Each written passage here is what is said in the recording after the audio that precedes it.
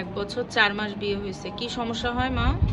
Men's হয় আগে হতো না, বিয়ের পরে আর হতো না, কিন্তু প্রতি মাসে পেটে ব্যথা করতো, তার জন্য বিয়ের আগে কি মাসিক হতো? হ্যাঁ। আচ্ছা, তারপর? তারপরে হচ্ছে বিয়ের পরেই 1 মাস হয়েছিল, হওয়ার পরে মেন্স হয় না।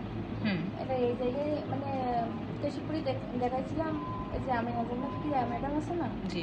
ওরা দেখাচ্ছিলাম, কিন্তু রোগ ধরা পড়েছিল না। এটা এই জায়গায় একবার দেখাইছি, হুম। তাই ধরা পড়েছে ওই যে আপনার ডিমের জায়গায় না ফুসুরি ফুসুরি কি হয়েছে। হুম।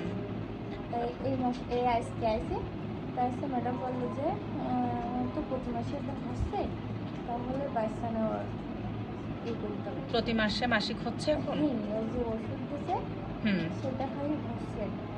আচ্ছা, এখন আর মাসিকের সমস্যা নেই, তাই তো? না, তার জন্য বলতেছে এরা দুজনে পরীক্ষা করা লাগবে, তাই বলতেছে। আচ্ছা, ঠিক আছে।